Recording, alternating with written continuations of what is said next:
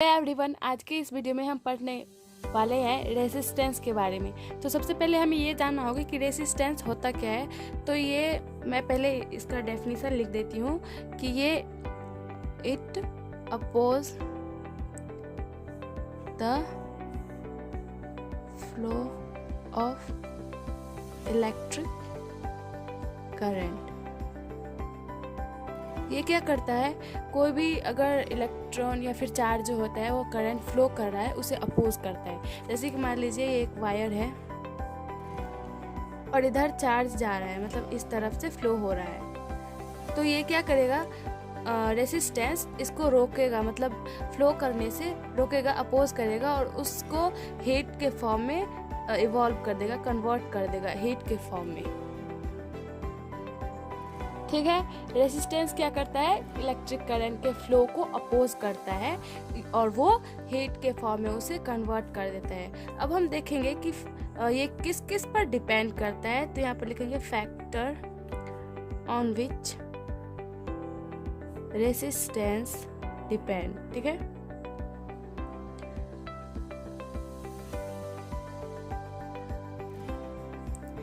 तो सबसे पहले हम ये जानेंगे कि ये टेम्परेचर पर भी डिपेंड करता है। बोलेंगे टेम्परेचर पर कैसे, तो सबसे पहले जैसे कि कहीं पर भी हम देखेंगे कि टेम्परेचर बहुत ज़्यादा इवॉल्व हो रही है, तो हम यहाँ पर बोलेंगे कि टेम्परेचर रेसिस्टेंस कुछ ज़्यादा ही है वहाँ पर। तो ये कैसे बोल सकते हैं कि टेम्परेचर ज़्यादा बढ़ेगा तो रेसिस्टेंस बढ़ेगा। तो यहाँ पर मैंने बताया है कि वो हीट के फॉर्म में उसे कन्वर्ट कर देता है। तो हम जहाँ पर भी देखेंगे कि ज़्यादा हीट जनरेट हो रहा है, वहाँ पर हम जानेंगे कि वहाँ पर रेसिस्टेंस भी बहुत ज़्यादा है, क्योंकि रेसिस्टेंस ही ऐसा करता है, वही किसी भी चार्ज को अपोज करके उसे हीट के फॉर्म में इवॉल्व कर देता है। तो हम यहाँ पर लिखेंगे resistance is directly proportional to temperature. जैसे ही टेम्परेचर इंक्रीज होगी वैसे ही रेसिस्टेंस भी इंक्रीज होगी। तो सो टेम्परेचर इंक्रीज होगी तो रेसिस्टेंस भी इंक्रीज होगी। ठीक है, अब दूसरा फैक्टर ये है कि रेसिस्टेंस नेचर ऑफ मटेरियल पर भी डिपेंड करता है कि वो कौन सा मटेरियल है, चाहे कॉपर है या फिर टंगस्टन है, इस पर भी वो डिपेंड करेगा। अब ये कैसे करेगा, तो मान लीजिए कॉपर का जो है, मान लीजिए नहीं ऐसा है कि कॉपर का रेसिस्टेंस बहुत कम है, मतलब उसमें इलेक्ट्रिक करंट के फ्लो को कम ही रुकावट होती है, और टंगस्टन में रेसिस्टेंस बहुत अधिक होती है। तो हम यहाँ पर लिखेंगे कि resistance is directly proportional to material.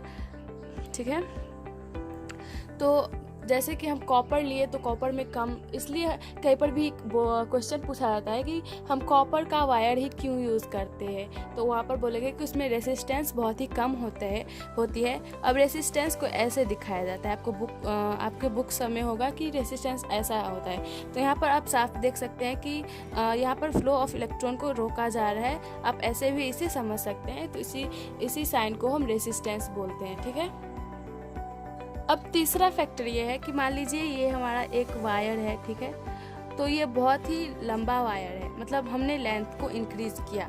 एक छोटा सा वायर था और ये हमने बड़ा सा वायर लिया, तो इसमें चार्ज जो फ्लो करेगा वो कम ही डिस्टेंस को ट्रैवल करेगा, वाइल इसमें कुछ ज़्यादा ही उसे डिस्टेंस ट्रैवल करेगा। अगर वो ज़्यादा डिस्टेंस ट्रैवल करता है तो उसमें कोलिजन भी बढ़ेगी, वो एक दूसरे से टकराएगा, और एक दूसरे से टकराएगा तो उसमें हीट भी जनरेट होती है। तो हमने यहाँ पर पहले ही देख लिया है कि जहाँ पर भी हीट ज़्यादा जनरेट होती है वहाँ पर रेसिस्टेंस भी ज़्यादा होता है। तो इनडायरेक्टली रूप से ये जो है रेसिस्टेंस लेंथ के भी प्रोपोर्शनल है, डायरेक्टली प्रोपोर्शनल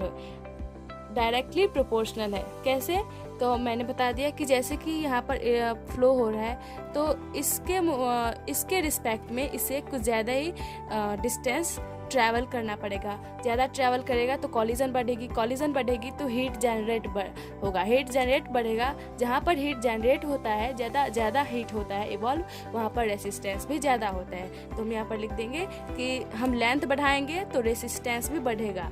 इलेक्ट्रिक करंट के फ्लो में रुकावट ज़्यादा आएगी जब हम लेंथ को बढ़ाएंगे, तो इसलिए हमने लिखा कि resistance is directly proportional to length. इसे मैं फर्स्ट इक्वेशन मान लेती हूँ।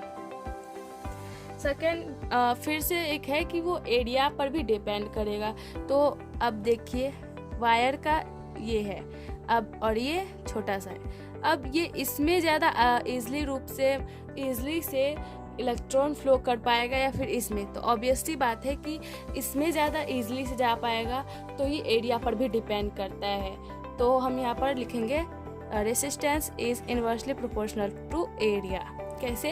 क्योंकि अगर हम एरिया को ज़्यादा बढ़ाते हैं तो रेसिस्टेंस कम होता है, इलेक्ट्रिक करंट के फ्लो में रुकावट कम आती है अगर हम एरिया को ज़्यादा करते हैं, ज़्यादा किए हैं, और अगर हम कम करते हैं तो रेसिस्टेंस बढ़ जाती है।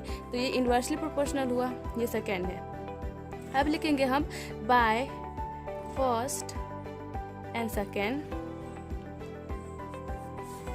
हम इसे ऐसे भी लिख सकते हैं, resistance is directly proportional to L upon A, length upon area. इसे हम लेंथ बोलेंगे और इसे एरिया, ठीक है, लेंथ अपॉन एरिया। अभी हमें इसे प्रोपोर्शनल के साइन को हटाने के लिए मैं यहाँ पर इक्वल देती हूँ, और यहाँ पर इक्वल के साथ ही आ जाएगा रो। इसे हम रो कहते हैं, रो L अपॉन A। अब रो इसे हम रेसिस्टिविटी भी कहते हैं, रेसिस्टिविटी के बारे में भी मैं बताऊंगी।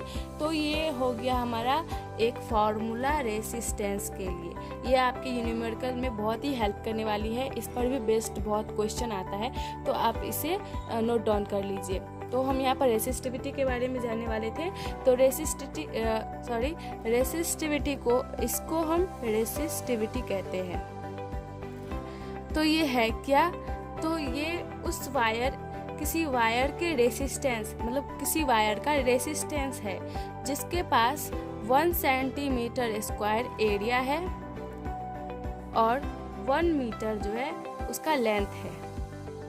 किसी भी वायर में आप अगर 1 सेंटीमीटर स्क्वायर उसका एरिया हुआ और 1 मीटर लेंथ हुआ, और उसमें जो रेसिस्टेंस है उसी को हम क्या बोलते हैं? रेसिस्टिविटी, ठीक है। तो उसी को हम रेसिस्टिविटी कहते हैं। तो एट कांस्टेंट टेम्परेचर, किसी कांस्टेंट टेम्परेचर पे अगर किसी वायर का लेंथ 1 मीटर है और एरिया 1 सेंटीमीटर स्क्वायर है, और उसका रेसिस्टेंस जो होगा वो रेसिस्टिविटी कहलाएगा। सो ये रेसिस्टिविटी को हम ऐसे डिनोट करते हैं, और ये डिपेंड करता है नेचर ऑफ मटेरियल पे, ऑन नेचर ऑफ मटेरियल, ठीक है। अभी हम यहाँ पर देखेंगे कि रेसिस्टेंस का एसआई यूनिट क्या होता है। तो रेसिस्टेंस का एसआई यूनिट ओम होता है, OHM, और इसे इससे डेनोट भी करते हैं, ऐसे इससे डेनोट करते हैं, और इसका एसआई यूनिट ओम है। अब यहाँ पर रेसिस्टिविटी का क्या है? तो यहाँ हमारा रेसिस्टिविटी का फॉर्मूला था रो L अपॉन A। तो रेसिस्टिविटी इक्वल्स टू ये होगा, तो रो इक्वल्स टू हो जाएगा R into A upon L, ठीक है। तो R रेसिस्टेंस का मैंने पहले ही बताया ओम होता है, तो यहाँ पे लिखेंगे ओम, ऐसे करके डिनोट करते हैं उसे, इंटू एरिया का मीटर स्क्वायर अपॉन लेंथ, इसका होता है M। तो M से एक M कट गया तो बच गया रो M। सो रेसिस्टिविटी का क्या SI यूनिट हो गया? रो M, ठीक है। तो ये उसका SI यूनिट हो गया। तो हमारा यहाँ पर 2 फार्मूला निकल के आए, ये फर्स्ट एंड ये सेकेंड। आप इससे नोट डाउन कर लेंगे, ये न्यूमेरिकल में बहुत ही हेल्प करने वाली है, इसी पर बहुत ही आधारित क्वेश्चन आता है। तो आई होप आपको रेसिस्टेंस और रेसिस्टिविटी बहुत ही अच्छे से समझ में आ गई होगी। मैं एक बार फिर से रिवाइज करा देती हूँ कि रेसिस्टेंस वो होता है जो इलेक्ट्रिक करंट के फ्लो को अपोज करे और हीट को हीट में कन्वर्ट कर दे। Factor upon which resistance depend होता है कि टेम्परेचर पर वो डिपेंड करता है, टेम्परेचर बढ़ेगा तो रेसिस्टेंस भी बढ़ेगी।